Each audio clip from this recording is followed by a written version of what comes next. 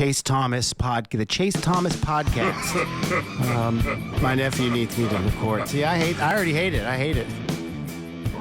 All right, hello. Welcome back. Chase Thomas podcast. Taping this late on a Thursday night where I'm still the aforementioned Chase Thomas coming to you live from Knoxville, Tennessee. Everything School HQ. You know what that means. Late on a Thursday. Preds Power Hour with my good friend on the Forecheck zone, Bryan Bastin. Bryan, good evening, sir. How are you?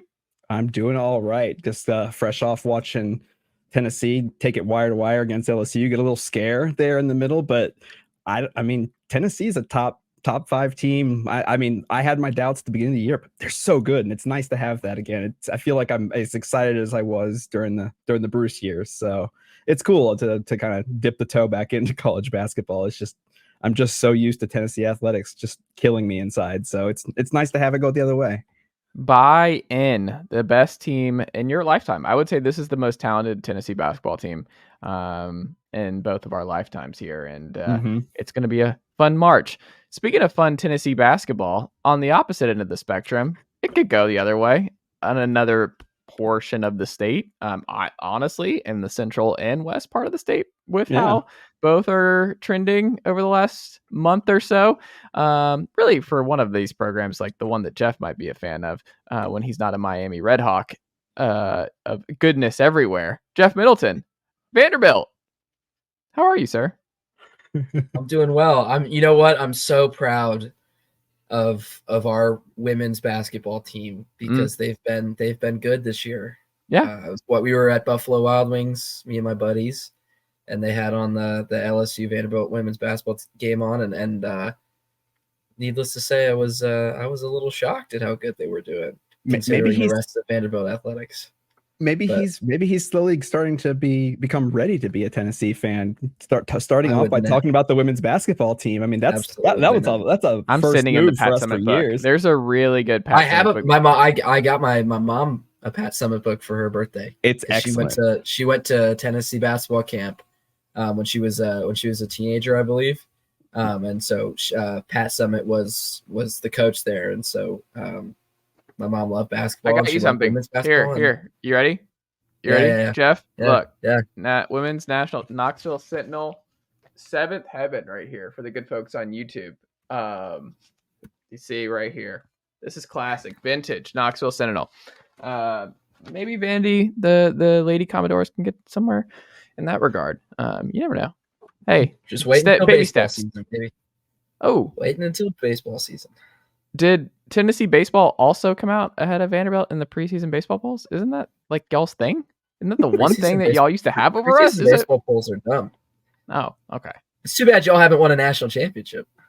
Hey, we're just everything school HQ. We're all. You guys talk a lot. You guys talk a lot for not. It's all about making that cash. It's all about making that cash. It's a business now. No, it's all about being awesome at everything. And that's what we are here at Everything School HQ. But we're going to talk some Nashville Predators on this edition of the program. All-Star break. Wrapping up here. Preds are back Saturday. So they'll be back. For them.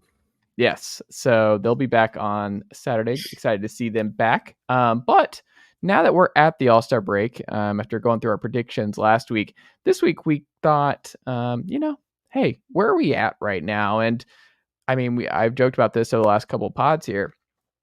I thought before the year, and you two knew it significantly more than me, and I felt kind of nervous about this, where I was like, they're older. The Preds haven't completely blown this thing up.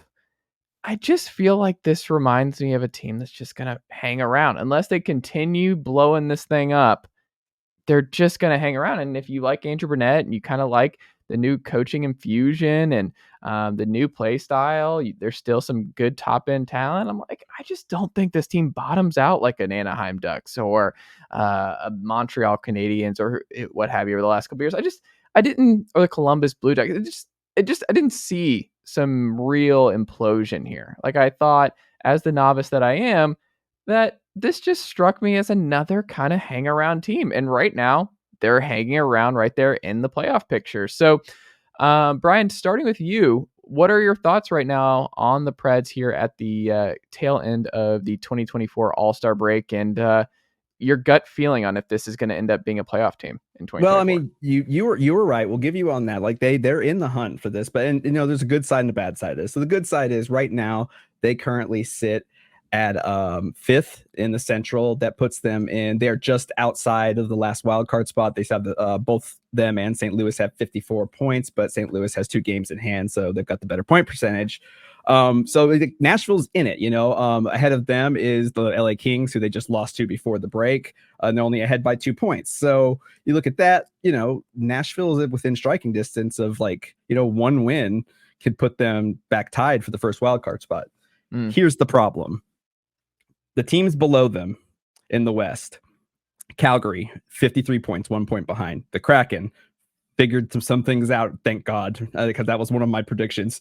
Both of my predictions were really bad as far as my teams that were going to break out. Seattle, but they're at 52 points with a game in hand. Arizona, 49 points.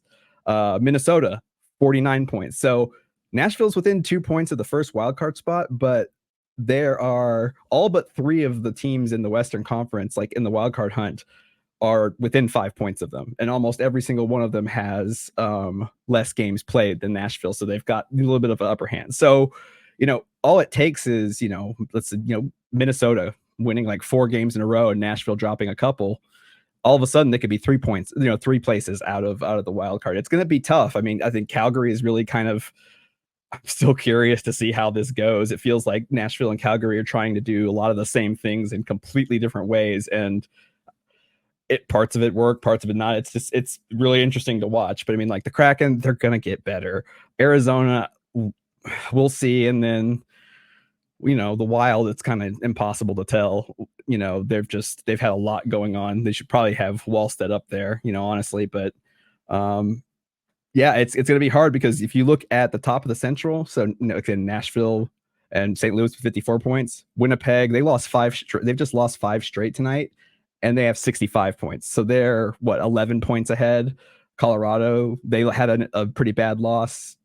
68 points, Dallas 68. So I mean, it's 5 points between them and being the 8th best team in the West, but there's 14 points between them and the top team in the West. So Nashville has to be the best of the mediocre teams and consistently. And it's been a little bit rough because they went on a bit of a heater, but their last 10, they're 4-5-1. They're 13-13-0 at home, which is they're just average great everywhere. They're just consistent in all this, in all of this, right? Yeah, and we start to think that UC Saros is starting to kind of get back onto his career pace, and he's still continued to struggle. Again, I'll take this. If this is what UC Saros struggling looks like not bad. It could be much worse. Lankinen's playing very well, so there's always that, but it's just going to depend. I mean, we've seen hot starts from Philip Forsberg before, and unfortunately, Phil Brewery hasn't really been a thing for several years now. But can he maintain a streak? He had that nice showing at the All-Star game, but they're gonna need him. They're gonna need Ryan O'Reilly. They're gonna have to find secondary scoring somewhere. I don't know where, but they're gonna have to do it. And, I think they're a team that when you have their best players on the ice, when you've got Ryan O'Reilly, Forsberg, Yossi, Nyquist and whoever else, those guys, Predators can compete with a lot of teams in the NHL. But, you can only so many times you can send out, a line with, the Tommy Novak line. They're great, but, they're also they're young players. And you can just tell that there's things that they can't you're not going to ask them to go in there and, on a defensive zone face-off with 2 minutes left, and you're not putting them in there. And that's not their fault, but it's just, you have to have that secondary scoring somewhere because the scoring drops off so much after that first line. I mean, you get, I think Michael McCarron, I think he's close to it. Him and Lozano are close to career highs in goals this season, which is great. Again, all shout outs to Jeremy Lauzon. But the thing that I see a lot of people getting, upset on Twitter. It's not usually, but people are disappointed or they're like, oh, this is stupid. We shouldn't have done it. I'll take this team. I'll take the way this team is performing. They're bumpy, the streaks, the everything like that, because we look at past seasons when they would go on like a big winning streak or they would go on a really great run to make the playoffs and stuff. Like you go look at their shooting percentage that time and they're shooting 19-20% in those, or they're getting, they're getting 96% save percentage from UC Saros. Like those are things that are great and you want to have that, but that's not necessarily repeatable. And those, their wins were not based off of, them putting in a lot of dangerous, chances and things like that to get those goals. It was just they got a lot of, they had a high shooting percentage that's going to, regress to the mean, and it always does. This season, they're doing, especially offensively for the most part, they're doing everything right. The process is getting better every week throughout this season. Like they are a team that is, I've never seen a Nashville team that attacks the net like this. And it's, you can talk about analytics and talk about high danger and expected goals, but like they're just getting shots to net. They're not wasting a ton of shots from the point, like Yossi. I mean, I've said this last year. If you look at his, like his shot charts and you look at his percentages from like when he's shooting from, beyond the dots and the circles, he's still pretty good for like a defenseman of his caliber. But when he goes, between the circles or he's, in that last 100 feet or 50 feet, he's dangerous, almost damn near a sniper, just because he's such a good skater and he's such a good, puck handler that he creates open spaces for him because no one's going to expect him to come in there and drive it and, shoot it from 20 feet away. And he's very good. And we're seeing a lot of that, the movement behind the net, the constant cycling and freeing guys off. I mean, Philip Forsberg and his moves off the half wall this season have been insane. So, I mean, like, it just seems like hey, if you plugged in, you could get 3, middle six players, pretty good middle six players from just, NHL teams and bring them in there and put them at that level. Like Nashville could be a very, very dangerous team. I think there's a talent gap. And so, I would rather watch them spend the next 2 seasons getting this offense, this system put in and the way it needs to be than watching them overachieve, win a bunch of games to make the playoffs and then just get chased out again. Like I want to make, like, whatever they're doing, whatever the outcome is, if they're doing it the right way, it's fine. And you know what, Preds fans, I'm going to say this, we can handle a season or so of UC Saros being average. It's okay. It's perfectly fine. But are you worried about like not being able to, because I mean, eventually you're gonna have to trade UC Saros, right? Like the time will come that you have to, and then what if do you worry about trading him for less than ideal value because of the new kind of normal for him? I don't think that they trade him this season. I think there's a lot of speculation, and I can understand why, but I don't think it's going to happen this season because he's got this season and next season left on his contract at $5 million, which is an absolute steal. And I think Nashville would be better off to keep Saros because, like, you don't want Askarov full time in the NHL yet. Like, he can do it. There's no talent, but like, let him cook. Like, really, let him cook. I think that it's great. You don't want to rush these guys out. I mean, Saros was in Milwaukee for quite a while. He was the guy that was bouncing back and forth between leagues, for a long time. So he was with 3 seasons in the AHL before he was full time with Nashville. And so, how long has Askarov been in the AHL now? This is year 2, correct? Is this only 2? Okay.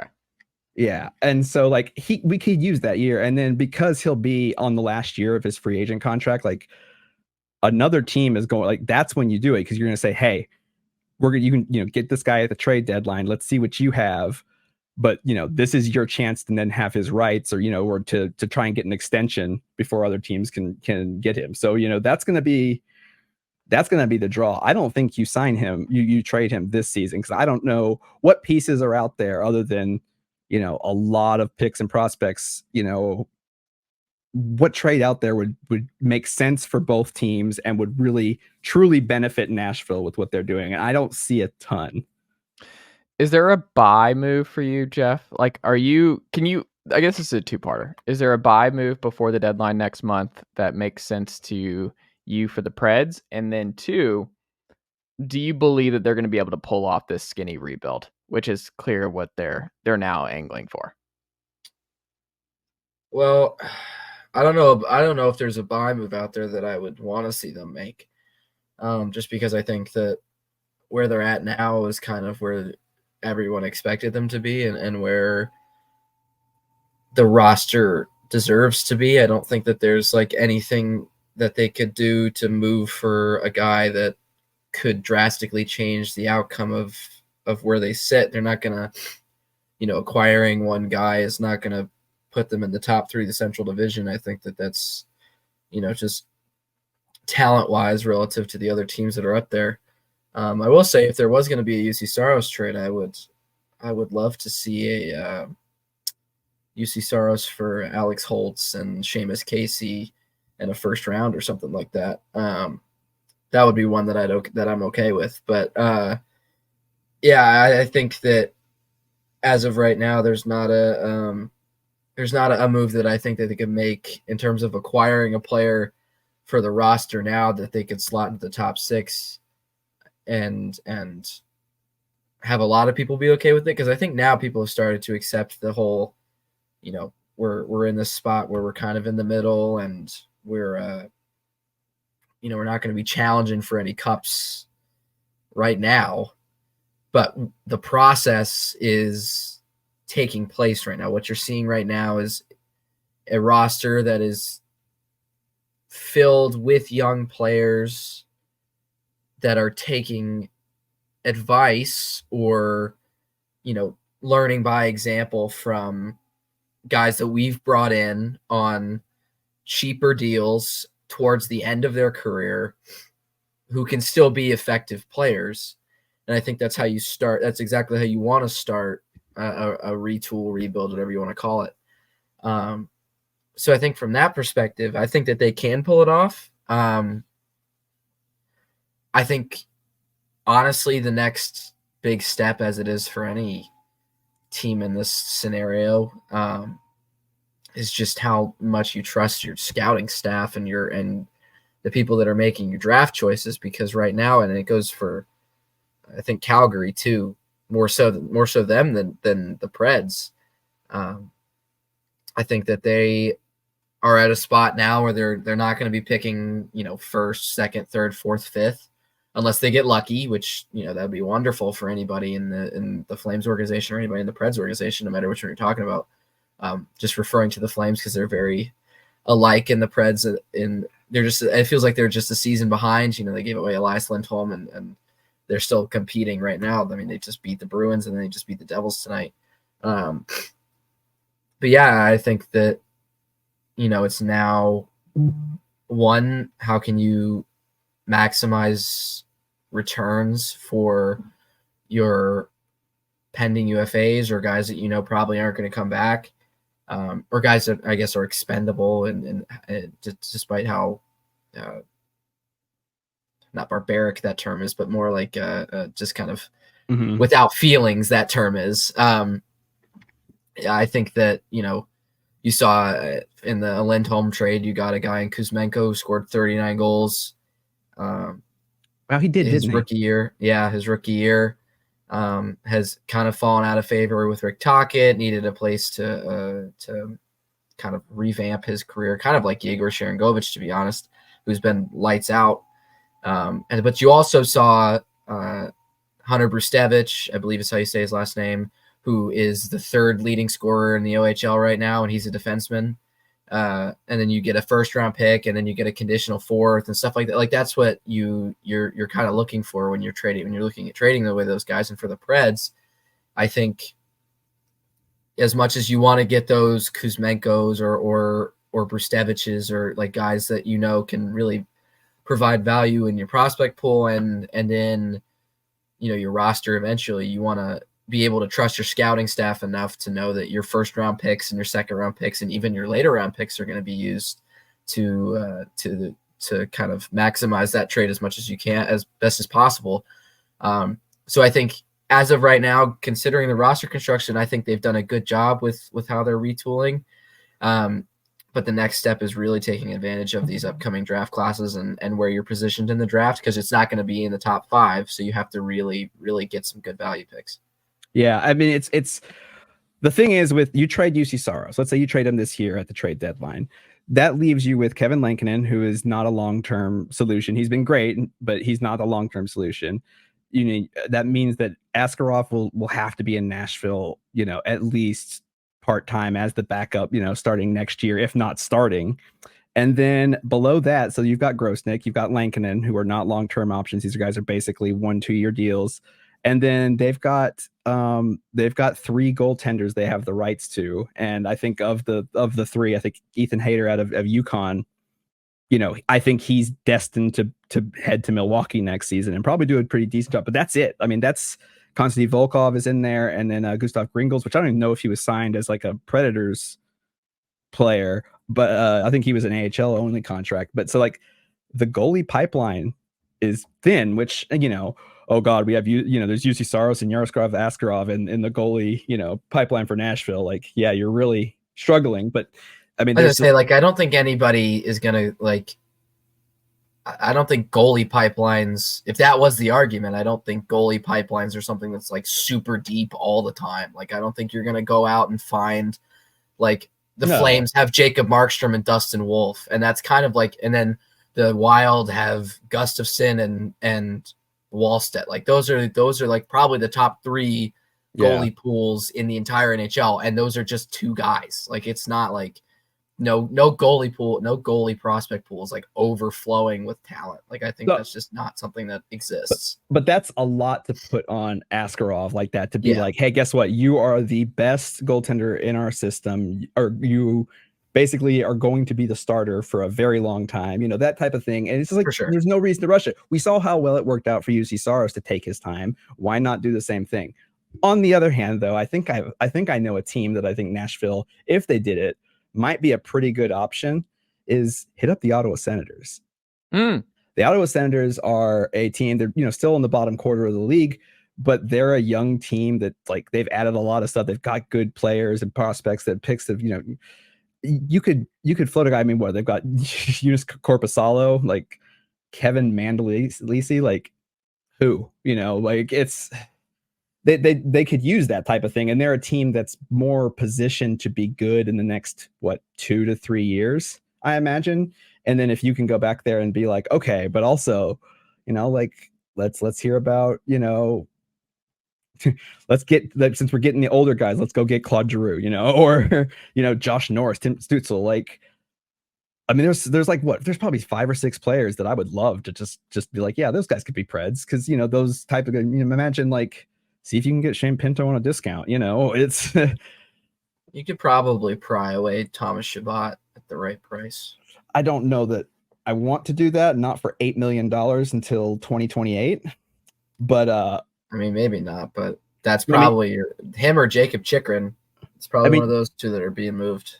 Yeah, Chikrin. We hear about him a lot too. Like Jake Sanderson, like those types of guys. But they're also, there's a chance and just be like, look, you want UC Saros? Your first round pick's not lottery protected. Like, we're taking your lottery pick if you want Saros. That's when I would do it. If someone like that, or heaven forbid Anaheim, they get rid of Gibson and then they're like, we want to build behind Saros. Like, yeah, give me that first round. Don't protect it for the lottery. I want it right now.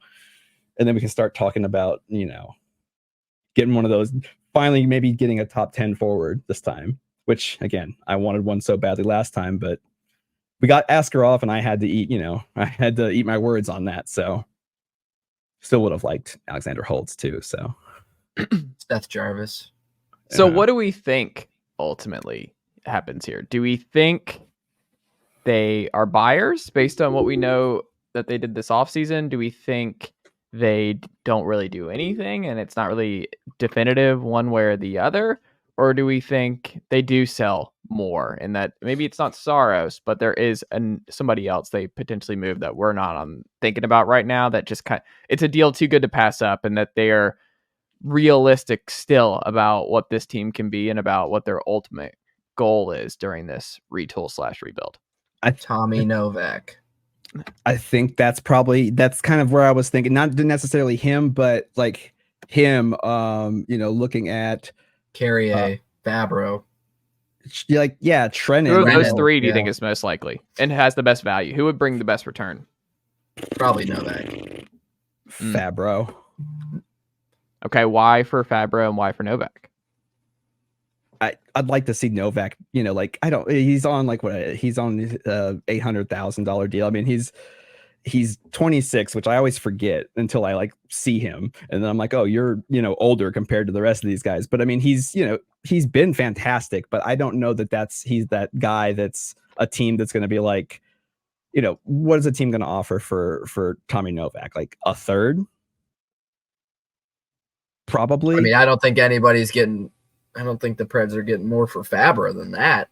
I think they're giving up You think they're giving up a second or a first round pick for Dante Fabro? As much as I love Dante Fabro, maybe not like a first or a second, but just like something better than just like a third round pick. I mean, because one, he's $2.5 million. His contract is if they trade him at the deadline, he's still arbitration eligible and a restricted free agent. Like that's a lot of control for a team, especially somebody like Buffalo or somebody like that who could really use a guy, which he's played top pair minutes, but he's played a lot of, he's played up and down that lineup, and he comes with a pedigree, so there's also that, they're going to be like, oh, Poyle thought the world of this guy. And we remember hearing about like, that's going to inflate his value. I think, like Nashville could have done something similar with Tyson Barrie had they just kind of played him a little bit more this season. I think now everybody knows that like, we're not giving Nashville anything for him. They should need to be asking us. Tyson Barrie was one of those where we're like, yeah, he's coming in. He's got this reputation for being a power play guy, and sometimes it doesn't work out, but you could sell based on that. Luke Evangelista, I think maybe could get you. You don't want to do that. I don't want to do that, but that's a guy that you could do. See, that's where I think you're going backwards. Like, I don't think I think that. But the thing is there's all these guys are free agents at the end of this year. They're going to be making these decisions anyways. And so who are all free agents? So there is, there are only two that are in the NHL right now. There's only two that are restricted, which is Tomasino. Evangelista isn't a free agent, No, he's the only one of them who's not. But like Fabro is the other one. And then you have Trenin, Gurionov, Novak, McCarron, Sherwood, Barrie, Carrier, Lankinen. And then if you look at the AHL level, there's Parsonen, Afanasiev. Those are restricted. Mark Jankowski's unrestricted. He could probably be a good for like AHL pieces or something. I mean, there's Roland McEwen, Jordan Gross, which I think they should definitely get in Nashville soon. Mark Del Gaizo, Spencer Stastny. Like these are all guys, like they're going to have to make decisions on some of these guys. And yeah, you may not want to trade away a guy like Tommy Novak or trade away, a role player like Kiefer Sherwood. Not all these guys are going to be back, and you're not going to want all of those guys back. So it's not necessarily that you want to get rid of those players. It's just that like, Philip Tomasino would probably get some pretty good, offers elsewhere. And I think teams would want to put him in and slot him in a little bit higher. And he's restricted, but give him that option, you can try to re-sign this guy or get him, but he may just walk on his own. So, you kind of have to weigh that. Like, they're not going to do anything with Gustav Nyquist or, Colton Sissons. Cody Glass, I don't think anybody's going to take him after how the season's been going so far. You're not, just re-sign Cole Smith. McDonough, Yossi aren't going anywhere. Luke Shen, Jeremy Lazon, like those guys have multi-year deals. And so you start to look at it and it's like, I guess the only other calls you could take is if someone wants to unload the dump truck to get Ryan O'Reilly or Philip Forsberg, but you don't want to do that either. So you can't even move Philip Forsberg. Well, there you go. Andrew Brunette, though, to this point, how would you grade Andrew Brunette, Jeff? I'd probably give him like a B or a B plus. It's hard because like he doesn't have. I would say maybe I'd probably go B plus A minus actually, just because I think the system that we're seeing is first of all one that we haven't seen really ever before for this team. In terms of it's when they hired him, I did that, Bryan. I just thanked the Lord above or whatever deity you worship. I think Andrew Brunette, that's who we're talking about. Andrew, yeah. Mm-hmm. I just think that one, it's not a system that we've seen before, and like Bryan alluded to earlier, it's just a lot of like pucks on net, get to the front, attack the slot, crossing passes, just like emphasizing these things that were not emphasized before. Whereas in other systems, it was a lot of work from your defensive zone, dump and chase, use your legs type of stuff. Like it was boring hockey, straight up boring hockey. And right now what we're seeing is not boring hockey. They might lose games because I think defensively they have some major problems. In terms of just I think that would come with time, honestly. Yeah, I think so too. But I also think that, the Panthers team that Brunette coached was not a defensively stout team. It was just a team that could outscore everybody. It was a Jonathan Huberdeau, Alexander Barkov, Carter Verhaeghe run team where Carter Verhaeghe scored 40-something goals and Huberdeau had 108 points and Barkov played out of his mind in all three zones. That's all Barkov does. Yeah, exactly. Like that's a player that the Preds just don't have. Like Ryan O'Reilly used to be that, but he's not he's not Barkov level anymore. It's a fair risk to take because get UC Saros's performance from last season and like apply it to this year. Where are the Preds right now if Saros is playing like he was last year? I mean, like there's probably another 7-8 wins out there. It could be the difference. And then we could be talking about them sitting in third place in the Central and, with that big gap, the style of offense, it does allow for more risk taking, but also at the same time, like it moves back and forth. It relies on guys having, just being constantly aware of space. The way that they utilize in chase, this is something that I just want you to watch for one game is like, watch the way they maneuver and the way they run their offense from behind the net and how much more effective it is than it is passing it back and forth at the blue line. Like everybody's moving. The last 5 years of Nashville Predators power plays, like you would just watch them and they just kind of sit and float in a single spot. And then just pass, and that's it. They move. They constantly are creating. It's what you see basketball teams do all the time when they run a set play. You'd think you would do something like that when you have a man advantage, and they just weren't doing it. And so, but it's also going to lead to, they're going to take chances to be aggressive, and it's going to lead to things going the otto way. And that's fine. This is the year to iron out the kinks, to work out the kinks in UC Saros, to put some confidence in the players in the system. Like last few losses, you hear these players saying like, we felt like we played this game really well. We just couldn't get bounces, or, we just had one breakdown and that was kind of the thing. Like they know that they're putting in the effort. They know that the way that they're doing this has shown them already, even early this season, that they can have that success. And that's the way that you want to kind of build that team is you want to say like the process, you master the process, like the wins will come, like the skill level will come, all those things will come. But, nobody's going to ever accuse Nashville of going on a PTO bender because they've got outstanding goaltending and like way higher than average shooting. Like they're going to earn a lot of these wins. I mean, really, they've earned, they haven't stolen as many games, as they have in past years where like they were obviously outplayed, but then UC Saros stood on his head. Like there's not a ton of those this season, really. And that's a good thing, especially if you're a Nashville fan, is like, what good is it to have one of the best goaltenders in the NHL if like he's just getting pummeled and getting one goal of goal support? Like I'd rather this out. Let him work this out now. So it's not. I'm not worried. And as far as Brunette too, like you said, like just like my man Billy Bob in Varsity Blues, just 10, because I think people get a little bit too upset with the lineup stuff. I think that moving these guys up and down the lineup at this point in the season and this season of all, I don't think it matters that much. I think people get upset about a lot that they don't understand. Let's just go with that. And yes, and I will also say that like I think some of the anger around the handling of a certain Philip Tomasino might be a little bit much. I'm on that boat. Maybe not as much as some, but I'm certainly on that boat. Like I understand the decisions that he's making, but I will also say that some of them have been very confusing. But I mean, like we just talked about this, like all those players are free agents. And so this season is not just about like, we want to get this awesome third line combination. Like they know how Novak, Evangelista, Sherwood, those guys are going to play together. They know what that's like. You know what you're getting out of that. But you want to sit there and shuffle them around because like basically these guys are auditioning to stay with the organization. You got to see, can these guys adapt? Can these guys work? I mean, you talk about a guy like Tommy Novak, whatever line mates he has, he's still kind of producing, with the exception of that slump. Evangelista's the same way.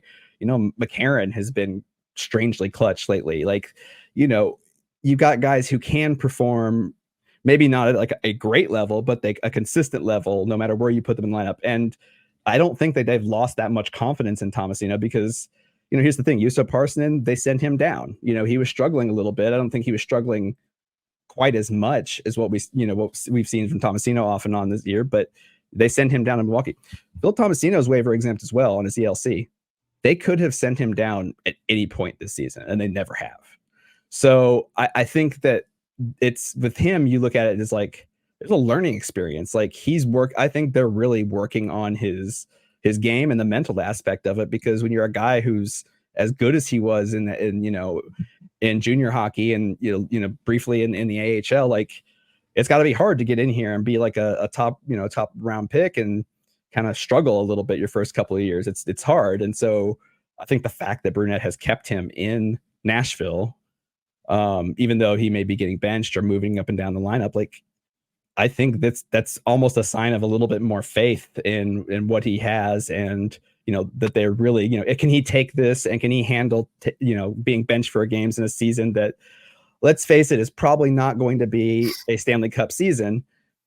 And if he can sit there and get through this, and you give him that time to learn and to grow and do all these things with the game of hockey, I think Tomasino's got so much upside that you give him that chance. And I think that this pure fact that he's still in Nashville, and Parssinen, who, has been incredible, is in the AHL. I think that kind of tells you, what's best for these guys. And I think that, Tomasino's out, Fabro's out. It's fine. It's whatever,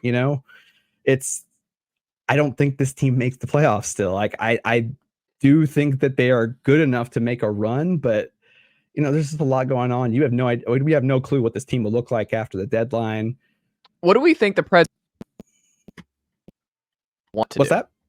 What do they want to do? Do you think they want ultimately? Do we think they want to make the playoffs? Do we think they would prefer not to? Do you think they're kind of surprised internally that this team is where they're at based on what they did this offseason? I don't know if they're surprised, but I can guarantee you that they very, very much want the playoffs, because the revenue goes bananas at that point. And, it's Nashville, so it's a destination, but I mean, yeah, they do want that. I mean, I think that, like, for them, the difference between picking 12th and then picking 19th, like the value in the NHL. I mean, it's unlike any other sport where it's like you get your top 3 guys and those guys can jump to the NHL and have varying levels of success. The rest of these guys, you're not going to see them for 2, 3, 4 years. Yeah. And so, like, the value between like dropping from a 12 to like an 18 or 12 to a 25, like, it's like the NFL, like, trade back, stock up picks, trade back some more. Like, it works for people. And Nashville has been excellent in the draft the last 3 or 4 years, especially with forwards, which is something that was really not their forte. Parssinen was a later round pick. These guys, trust them, and so it's okay. Like, I think that, making the playoffs and being the 18th pick or barely missing and being pick number 13, yeah, there might be a guy there that, like, you wouldn't be able to get that lower, but it's not going to be a huge drop off. You're not going to be missing out on the next, generational prospect because you picked 8th and or 12th and not 8th. Like, that's not going to happen. So yeah, I mean, making the playoffs has got to be the goal, because yeah, you want that. You want to sell those extra tickets. You want to have that revenue. You want to say that you're a playoff team. But I mean, like, based on the performance right now, like, they're not going to be, I don't think they'll be a lottery pick. I really don't think they will, but they're also not going to be, they're going to be stuck in that 12 to 22 range. And that's fine. Nashville's done pretty well with it. Scouting's been really, really good. I think they've just been reading a lot of Eric's stuff. So, like, yeah, I mean, make the playoffs. Why not? You want to win. Team feels better. They feel like they've made some growth. They beat expectations. That's definitely, I think, what they want. Is it going to happen? We'll see. We shall see. But speaking of the young guys and who might be the stars of tomorrow, Milwaukee Admirals playing very good hockey, as we alluded to here, both on the program and before we got started here. Bryan, this is your bread and butter. Goaltenders involved here that are on an incredible run. They're winning streak before the All-Star break. 2 Admirals in the top 10 in AHL in points. What do you have for us on the Admirals at this point in the year? So Carl Taylor, man, he's out there just putting in the work. And is this the best NHL AHL coach duo in hockey right now? It's too early to say that, I think, with Brunette, just because, But I mean, if you look at Brunette as a B+, A-, and then you look at Carl Taylor, is he a solid A AHL guy? Yeah, I mean, I could say that. Oh God, who is Hershey's head coach? I think that, like, them and Bastin, I think that duo is probably pretty, because I mean, Hershey, they're defending champions. They're very, very good. I'd say that, or like, Providence. There's a lot of really good. I mean, the Texas, their team and things like that. They've got really good guys in there. But I mean, I don't know. Carl Taylor can make a very, very solid case once again for AHL Coach of the Year. They have been on an absolute tear. So if you look, this team has won, I believe now 12 in a row. Yeah, 12 in a row, 12-0-0-0. They have surged to the top of the Central Division. So they were pretty much tied up, I'd say, about a month and a half ago with Texas and Rockford, which Texas is a very, very talented team. The top 2 scorers in the AHL are Texas Stars players, including my boy Maverick Bork, who, again, they need to get him in Dallas very soon. Like Logan Stankoven too, they've got some really good guys down there. But now Milwaukee's sitting in first in the Central Division with 59 points in just 40 games played. Then Grand Rapids and Texas are tied for second. They are 14 points behind Milwaukee off this run. I mean, they went on a run of 24 straight points, and it's incredible because it's the way they've done it. I mean, you talked about the stats. 2 players in the top 10 in AHL scoring and points. Mark Jankowski's 3rd. Igor Afanasyev is in at 8th. Afanasyev is 5th in the AHL in goals, like 5th. He's got a 20-goal season already in 40 games, like half a goal a game, and he leads the entire league in shorthanded goals. He has 5 this season, which I think they're getting close to the franchise record for that too. I mean, 5 shorthanded goals in a 40-game season is insane. Like it's literally that is an insane type of, like, to be able for them to be able to do that. And then you look at guys like Spencer Stastny. He's been fantastic. I think Juice Parson is starting to kind of find his stride. Joachim Kamel, dangerous, so dangerous. That shot it's so beautiful to watch. Like, he's got his growing pains, but man, that man can shoot the puck and just laser it in there. I mean, there's talent up and down. I mean, they're getting good seasons out of Cal O'Reilly. Cody Hodgson is still, like, suiting up and playing. Like, that Cody Hodgson, let me tell you what, 7 years ago, he was one of, like, the coaches in my daughter's, like, learn to play classes. He coached me for high school for like 3 it's years. just, I mean, Fedor Svechkov killing it. Zach LaRue, like, he's fun. He's gonna be a handful, but man, he's fun, and he's a really good player. Mark Delgaizo, again, I love Jordan Gross, Troy Grosnick, and then Askarov, of course. These guys, Troy Grosnick, Askarov made the All-Star game, but Troy Grosnick just set the franchise Milwaukee all-time record for the most consecutive wins in his starts, 10 straight. And I think Askarov's at 9 straight, which is, also incredible. But just that tandem of, these guys not losing, just not losing at all. 19 games. I think the only thing that broke that up is, I think Askarov got chased in 2 games there in the middle of kind of his run, and Grosnick had to come in and finish those out. But I mean, these guys are playing incredible hockey, and if you watch them, like, they're poised. Like, I've seen them, like Rockford, for example, last few seasons. Like, those are games, there's going to be at least 1-2 fights. They're going to be lots of hits. It's going to get sloppy, and they just kind of waited out Rockford this last game. They're like, y'all get frustrated, let y'all get tired out, and then we're just going to pick you apart. And that's exactly what they did. And it was surgical. I mean, they're just a fantastic, and this is, with guys, Nashville really hasn't pulled a bunch of guys up yet. They've, again, we talk about Yusuf Parson. They sent him down, but like this roster is kind of how it's been most of the year. And it might be rough for them if Nashville calls up some guys to come up there, but they've got talent, they've got depth. They're a third in the AHL overall with points. Just 6 points, I believe, behind Hershey and Providence, but those two teams have played 6 more games than Milwaukee. They played 46 to Milwaukee's 40. So, they're going to catch up. I really do think they'll catch up. But this is that year. I mean, I thought that last year they had a team that was capable of getting to the Calder Cup finals, only for them to get knocked out by Coachella Valley, which is a really cool organization.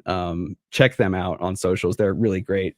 They are Seattle's affiliate. But I don't see a team at least in the West. Like I don't see a team that's going to really, really look to challenge Milwaukee. I think that the other two teams, Providence and Hershey, they'll knock each other out in their division in the East. But those are the competition, I think. And if the Admirals can, not maybe win 12 straight, but if they can win 9 of, go 9-3 in each 12-game stretch, like this could be one of the best, if not the best, like Milwaukee Admirals teams that, their organization has ever seen. And that's a real credit to the work in the pipeline being done, the drafting. I mean, this is something that we haven't seen in a long time. I mean, you think about the great forwards in the last 10, 15 years that have gone through Milwaukee. A lot of those guys are guys that Nashville got after the fact, like Forsberg, guys like that, or Kevin Fiala, where it just didn't quite work out. Like now, I think they've got such a great system, got a great coach. Carl Taylor is about to get paid next season. But this is it. Pour everything into it. In fact, I bet you the deadline, you're going to see probably, I would say, no less than 4 AHL trades.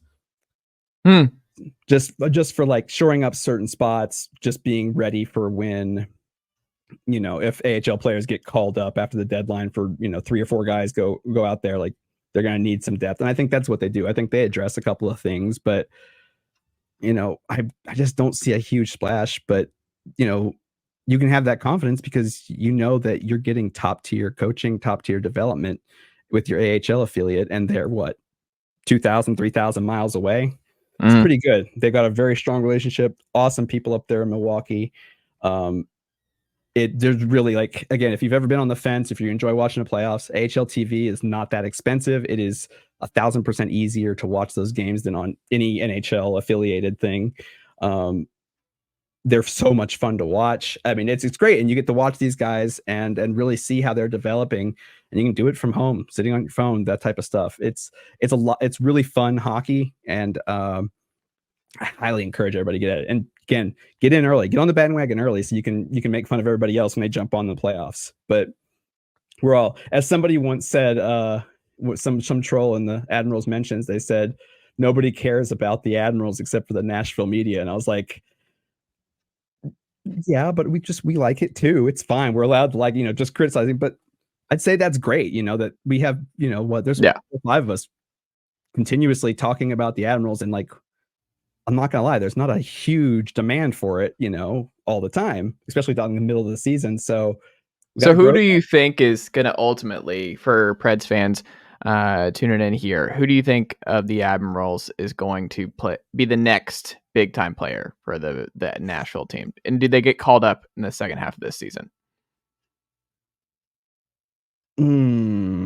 I'd say for this season, I think the guy that would come in that would actually be able to make a real impact. I mean, I don't want to say Yusuf Parson but I think he'd probably be the most impactful. But I'm not sure about Igor Afanasiev's game in the NHL yet so far. It'd probably be Askarov. But I mean, these are all guys. Don't be surprised if you see Mark Delgaizo, Spencer Stastny, those guys. Those guys are going to be 3rd, 4th, 5th defense pairs pretty soon, I think. Fedor Svechkov, so good. Joachim Kamel, Joachim Kamel actually might be maybe the perfect last 20 game of the season call up, getting him in there, trying to steal some games by just letting him just rocket them from all over the ice. I think that would be that kind of guy. But there's exciting players. I mean, this is you enjoy watching Novak and Evangelista and Sherwood now, like they were just as fun and if not more dangerous in the AHL together. And so like you get to see these things. You get to see they've got all personalities, like Igor and Askarov, like they do everything together. Like, I think they call each other up like Grand Theft Auto, brother, you want to go bowling? Like they just go up, and of course they're like dressed head to toe in like Gucci stuff and go get like super expensive. I like it when players have personalities, and these are kids, you got to remember these are college kids, like, and they're handling things way better than I did at their age. So let them have fun before the NHL sucks all the fun out of them. Although I don't think the NHL is going to be able to tamper down Askarov. I mean, at one point during the All-Star thing, they had a breakaway challenge where I believe it was like the two players, like one would start from midway and he'd come in like a breakaway one-on-one against Askarov. And then they'd make that save, and then he had to skate all the way back with the puck. And then the second player would come and do it again. So in the first one, like Askarov, he like, it's maybe his third or fourth, something like that. But like the first guy came out and Askarov just said, yeah, screw it. Skated out about 30 feet and poke checked it out. Well, he did that, lost his glove and his stick, but he still had to get back to get ready for the next guy. So he fully stands back in front of the net, puts his bare hand behind his back, and still makes the save. It's like, it's just those things where it's like, please don't do things like that very often, but he can back it up and he's fun to watch. Like when he has a stinker of a game, you're like, it doesn't matter. It's fine. Like next game, he'll be back to bench pressing the goal. Like it's fine. No problem. So, I mean, get in early on these guys, because you can really, start to tell, like when they come to Nashville, you're going to know more about their game. You're going to know what they can bring to the table. And it's never been easier for people in Nashville, Tennessee, to be able to sit there and watch every single Milwaukee Admirals games. I live in Nashville, Tennessee, and can't watch every single Nashville Predators game. So I'd say that's a pretty nice situation there. I love it. Jeff, what can the good folks check out from you all across the internet this week? Let's see. What do I got? More Flame stuff as usual. Lots of trade deadline talk. Lindholm's gone. Kuzmenko's good. Chris Tanev, Noah Hannafin might both be gone soon. Jacob Markstrom might be gone soon. Not sure about that. Which Flames player do you think would be best for Nashville if they had to do it? Like that's going to be traded, or probably on the way out. Be traded. Probably Chris Tanev. That's the one I was thinking too. It's not going to, but that's what I was thinking. Yeah. I like Chris Tanev a lot. He's really good. And then this weekend, some college hockey. Miami Redhawks against the St. Cloud State University Huskies, number 16 ranked in the nation. That's a mouthful, man. Mm-hmm. Yeah. Last weekend, Miami took number 2 North Dakota to overtime on Friday night. They were up 4-2 and then blew the 4-2 lead. And then Saturday lost 4-1, but the score, there was a much closer game than the score would indicate, which their efforts have been good. So doing some broadcasting about that and doing some writing about that as well. Jeff, you're doing an excellent job on the broadcast. I was listening to thank you. And someone came in there and they're like, who is that? Why are you listening to college hockey? And I said, that is my son. So no, you're doing an excellent job. I don't know. I would not be able to do it. You're doing a great job for it being your first time. Check it out. And then also heckle him on Twitter while he's doing it too. That's right. Yeah. We all owe it to Jeff to mess with him because he's famous now. Yeah. Yeah. Red Hawk Radio, YouTube. You can go check that out. Puck Drop is at 7:05 Eastern time, per usual. So if you want to go check out that, you can. And then probably some more college hockey stuff over at the Hockey News and all that stuff. And that's about it.